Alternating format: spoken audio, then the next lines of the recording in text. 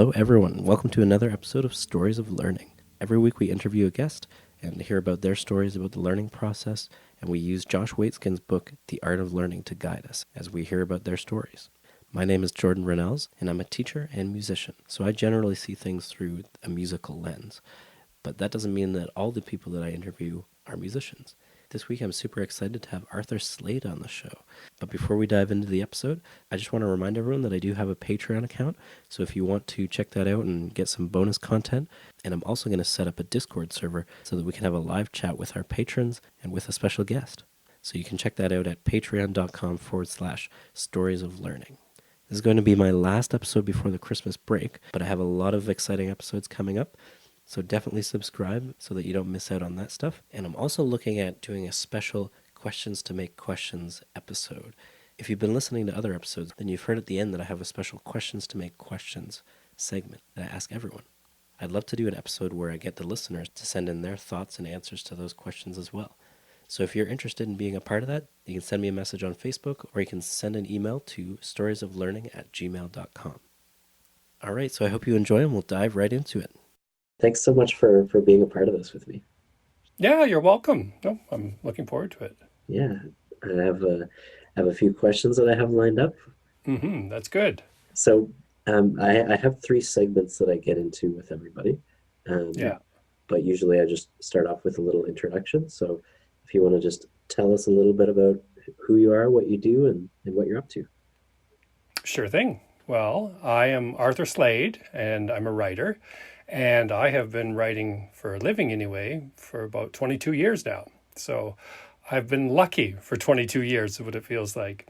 And I write books most of my books are for younger readers. So for young adults down to kind of grade 4, 5, 6. I haven't been wise enough yet to actually write picture books. I hear that's where all the money is.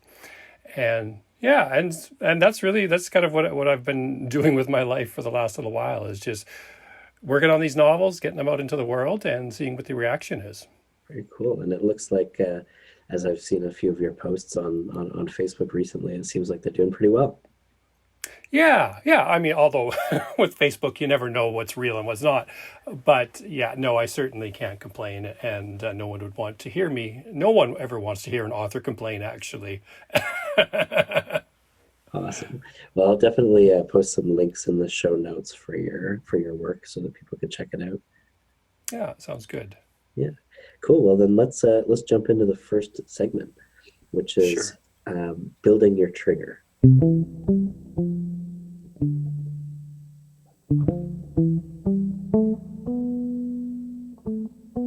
So all of my segments come from Josh Waitzkin's book, The Art of Learning, which goes through his journey down the learning process as he explored it through chess and then later on Tai Chi Chuan. So in his book, he talks about his process of developing a trigger that kind of puts you into a creative or inspired or focused mindset.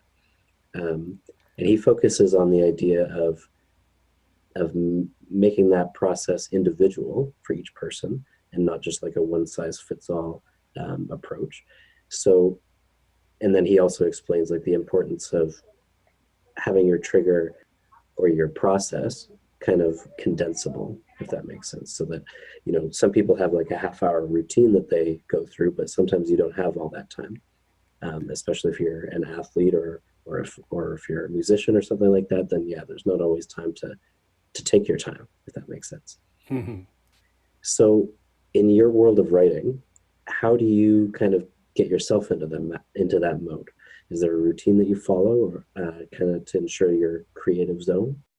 I have a somewhat strict schedule. I say somewhat because I wish I would actually obey it every day, but I don't, including today, come to think of it.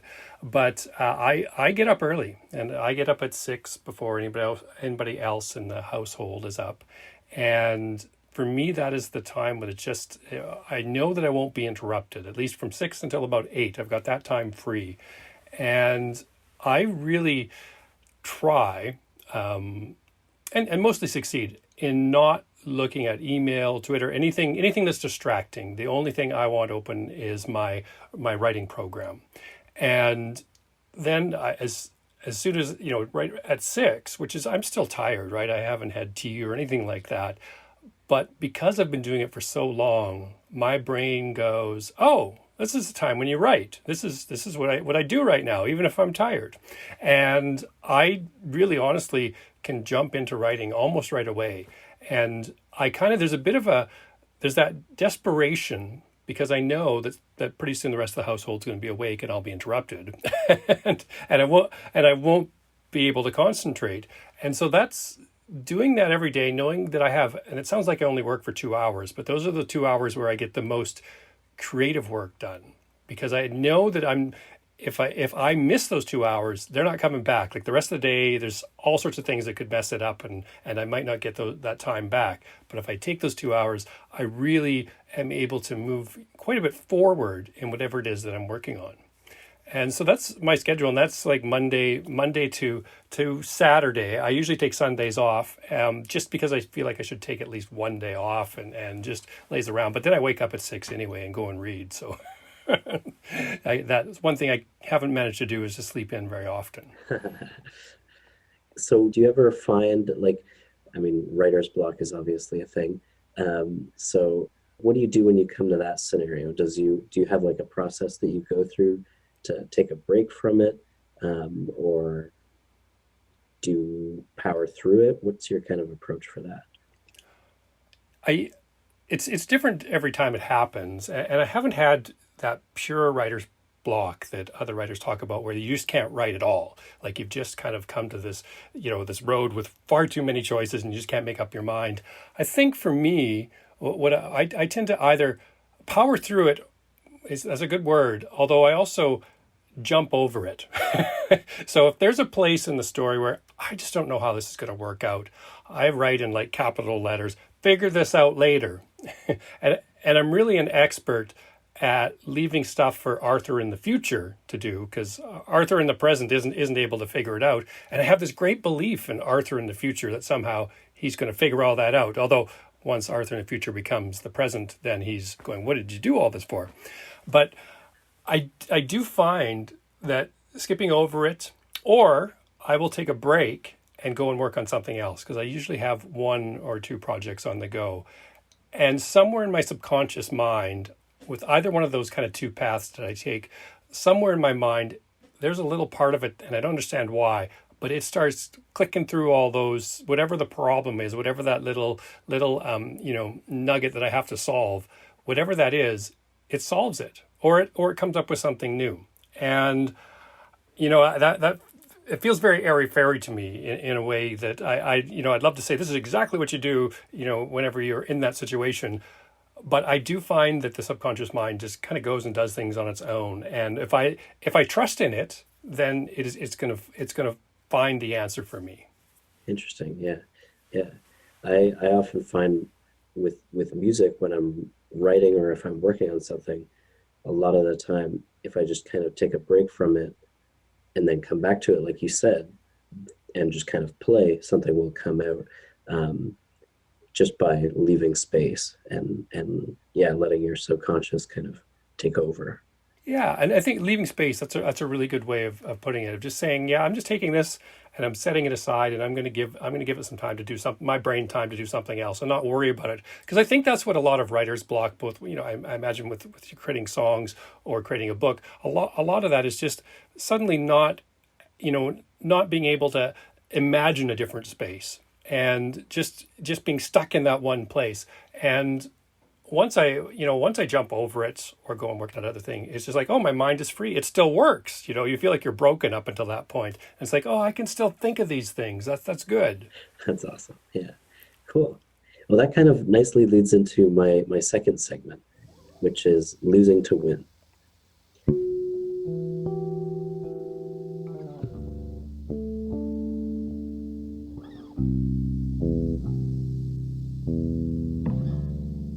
So, as in many creative fields, writing, I feel like can be or can seem like it could be a dead end for a lot of years. Like if you're a new writer trying to get into it, um, you could have rejection slips and stuff like that for years until you actually get something published or released or whatnot. So how do you view losing in your field, losing to win? So in his book, Josh talks about his kind of experience on the chessboard and getting to a high level and losing at a high tournament game, and it kind of sends him on a kind of veering trail that he kind of shifts his focus afterwards, and because of that loss, he's able to think in more creative ways about what his gameplay is like and stuff like that. So yeah, how do you feel about loss in the writing world and its importance and use and Yeah, I mean, there's all sorts of ways to kind of approach that. I think the most obvious one is, of course, you mentioned rejection slips, and that's very much part of, I knew going into this industry that, and of course, I went into it many years ago, that was just, you had to go through that process. It was every once in a while there'd be a unicorn writer who would have write their first book and it would get published, and I don't like those writers. But no, okay, actually, I did meet one and he was a nice guy. But anyway, but most of us will have to send things out and learn that what we create isn't always the greatest thing in the world, or isn't there at the right time, or doesn't have the right audience, or just isn't complete enough. And I think I think by losing, I learned a lot, and I lost a lot, I should say, because my first 6 novels, which I sent out to hundreds of publishers, they all rejected them. I mean, there were every once in a while I would get, oh, we really like the start of the novel. Can we see the rest of it? And then they'd read the rest of it and go, oh, this doesn't work. And it really wasn't until I sat down and wrote my 7th book that it really made me kind of refocus everything. And it also made me focus, because I was writing for all sorts of different markets, like adult markets, and not so much, I wasn't really writing anything for kids at that point. And it made me realize that the time I liked reading the most and being inside a novel was when I was younger. And that's when I sat down with my own writing and thought, I should focus on that, because that whole sense of just disappearing into a book, that's not, I'm almost too desperate to get back into that, that feeling. It's like I'm thinking too much about the work, the getting published and that aspect of it, as opposed to telling the story and making people disappear into it.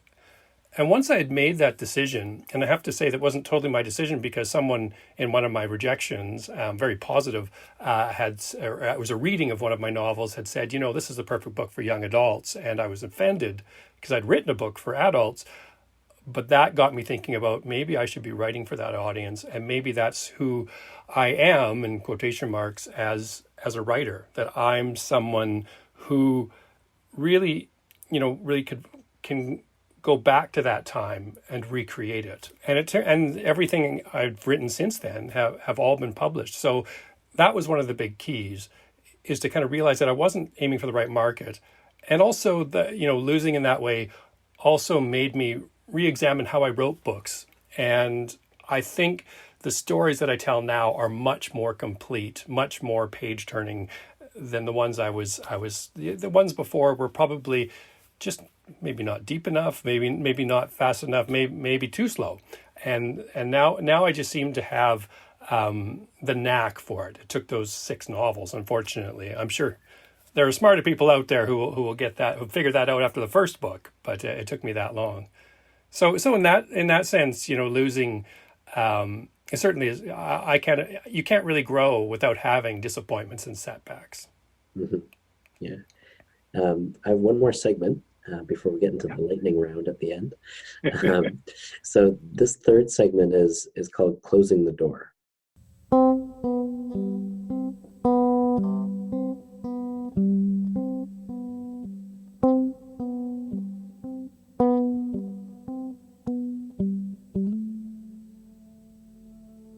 And this is actually kind of a special one. I did it just for you. This one is the first one that's not from Josh's book. This actually comes from Stephen King's book on writing, which is a really great book. I found it really interesting and helpful, not just for writing, but for other creative fields as well. Just his opinions on how he writes and the writing process itself. Yeah, it's an excellent book. Yeah. But in one segment, he talks about Anthony Trollope. who is just one of the authors that he's talking about in one of the segments. But he says, and I'll quote him here, Trollope would write for 2.5 hours every day before leaving for work. The schedule was ironclad. If he was in mid-sentence when the 2.5 hours expired, he left the sentence unfinished until the next morning. And if he happened to finish one of his 600-page heavyweight books with 15 minutes left in the session, he would write the end, set the manuscript aside, and begin on the next book. So I definitely believe that if you're interested really in learning and improving at an aspect of your life, you have to put regular time into it. It doesn't have to be 2.5 hours every day, but I do think it needs to be regular. So what are your thoughts on this approach to learning, methodical routine? When you were learning your craft, how much time did you spend on actually looking at the details of it? And writing is obviously the main part of it, but learning about writing and stuff like that, how did you approach that? Yeah, I'm lucky in a way in where I live here in Saskatchewan that we have a really strong writers guild, and it's always been a very open guild. Anybody could join. You just call yourself a writer, and even teachers and librarians who aren't necessarily writers could join. And one of the things that I learned through being part of that guild, because I joined when I was 16, I think, and I could send my writing in, and someone who was a writer who had been published would read it and write back how do you become, what you could do to make your prose better. And of course, you have to remember, I'm 16, I wasn't really writing the greatest stuff ever, but that really kind of set the bar for me on how, everything can be re-examined, everything can be changed, and that it's good to have that kind of outside voice look at what you're doing. They're not always right, and it took me a while to figure that out too. But that outside voice really is the voice of the reader. Because if you're losing the reader, then you're losing everybody. And there's almost no point in writing. And so I think that, since that point, I don't take tons of writing classes now, but I took them off and on when I was younger and starting out, just to kind of get an idea of how other people do it. And the thing that I learned is that everybody does it differently. There is no hard and fast rule. But when you were talking about Anthony Trollope and that 2.5 hours and stopping, I kind of sometimes try to do the same thing, except not necessarily with the time, but I try and stop someplace really, really interesting. And instead of writing through that really interesting thing, then you're back to kind of a low, that you have to build up to the next interesting thing. I stop right at the very middle of it and go, okay, I'm done. I'm not gonna work anymore today. I'm really excited about what's gonna happen next. And I think that part of that is that when I get up, early in the morning and I'm bleary-eyed and all that, it's like, oh yeah, this is where the fist fight was gonna happen, or whatever. Of course, in my books, it'll be more like a sword fight. But that's the thing that kind of. It took me a while to learn that I don't have to complete everything. You can stop at a certain point and leave yourself excited about it, so that when you get back, if you can work out the timing, the next thing you write to will be another interesting point, and you'll stop there. Yeah, that's a really cool way to approach it, for sure.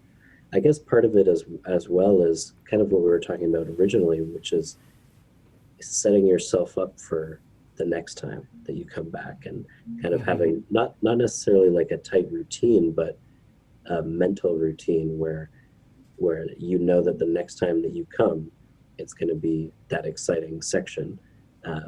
So it's like you said, instead of leaving it in a lull, you're kind of setting yourself up for the next time, for future Arthur. Yeah, that's right. And then future Arthur will actually be thankful that I did that, instead of going, here's the boring stuff, will you write about that? This is where somebody's cleaning the bottom of their shoes. Like, why don't you write 3 paragraphs about that to start off with? That's awesome. Well, that leads us into our lightning round, which I call questions to make questions.